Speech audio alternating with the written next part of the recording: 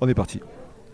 Patrick Jagou, sentier d'auteur, la Jagou d'émission littéraire produite en partenariat avec la Société des auteurs savoyards. Aujourd'hui, j'ai le plaisir d'accueillir René Frény. René Frény, où êtes-vous né? Êtes-vous savoyard? Je suis Marseillais. Marseillais, né à Marseille, j'ai découvert mes grandes émotions dans cette ville et puis je suis parti écrire dans les collines, mais j'avais déjà plus de 30 ans et j'ai écrit presque tous mes livres, pas très loin de là où a vécu Jean Giono, à Manosque. René Frény, vous écrivez, à part écrire, que faites-vous dans la vie? Je vis. C'est-à-dire que je marche. Quand on marche, on écrit. Parce qu'on est très réveillé le matin quand on marche. Sinon, si on se met directement sur son cahier, on s'endort, on finit sa nuit.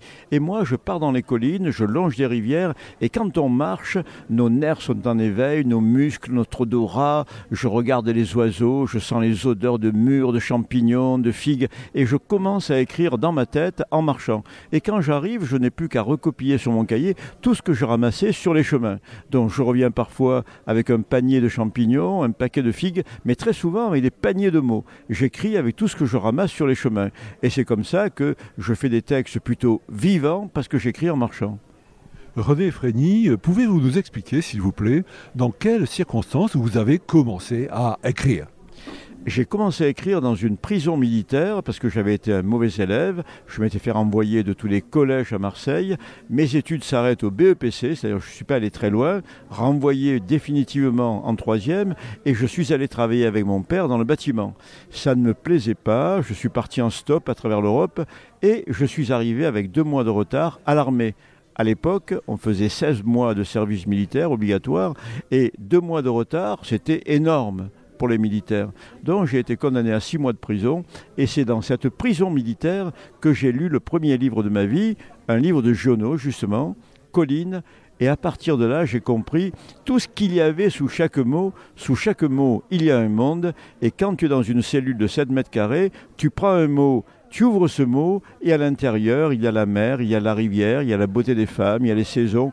Donc chaque mot m'apportait tout ce qu'il y a à l'extérieur. Et donc j'ai lu pendant 6 mois. Pendant 6 mois, je me suis évadé et j'avais eu de vie. Une première vie jusqu'à 19 ans sans livre. Mais à Marseille, les filles, la mer, le football, la vie me suffisait. Mais quand tu es à 19 ans dans 7 mètres carrés, tu trouves la vie dans les livres. Je me suis évadé pendant 6 mois et j'ai compris que ma deuxième vie serait les livres. René Frény, pouvez-vous nous parler, s'il vous plaît, de cet ouvrage intitulé « Minuit dans la ville des songes ». Et la ville des songes, c'est la littérature, c'est le rêve, c'est l'écriture. Donc, je vous parlais de mes 2 vies, et là, je suis revenu avec précision sur ces 2 vies. D'ailleurs, toute ma jeunesse est là dans la première partie du livre, les 400 coups de l'enfant que j'étais.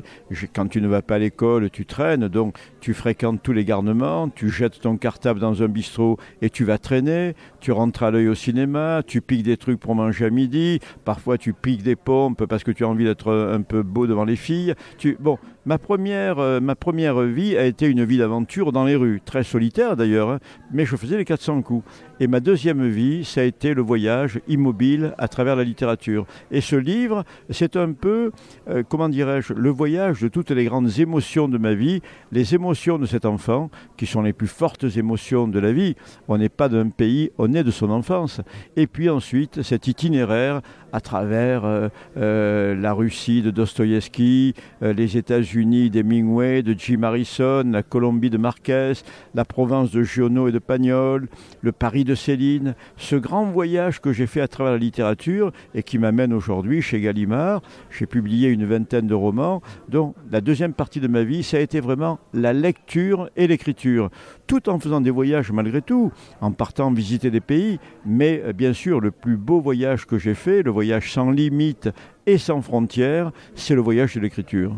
Chers auditeurs, nous parlions aujourd'hui de l'ouvrage de René Frény, intitulé « Minuit dans la ville des songes », publié chez Gallimard. René Frény, je vous remercie. Voilà, Sentier d'auteur, c'est fini pour aujourd'hui.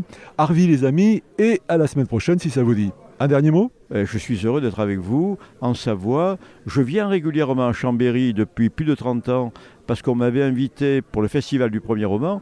Et depuis ce festival du premier roman, où j'ai senti pour la première fois que j'étais écrivain, parce que tu arrives dans une ville, Chambéry, où tout le monde t'a lu. Alors que jusque-là, personne ne m'avait lu. Je n'avais publié qu'un roman. Et à Chambéry, on t'invite, toute la ville t'a lu. Et tu deviens écrivain à Chambéry. Et depuis plus de 30 ans, je reviens chaque année pour une raison ou pour une autre. Une fois, c'est le lycée Monge, une fois, c'est la prison de Chambéry, une autre fois, c'est la prison d'Éton, une autre fois, c'est le lycée de Rumilly. Mais je reviens avec plaisir chaque année. Je deviens lentement savoyard. Je finirai savoyard.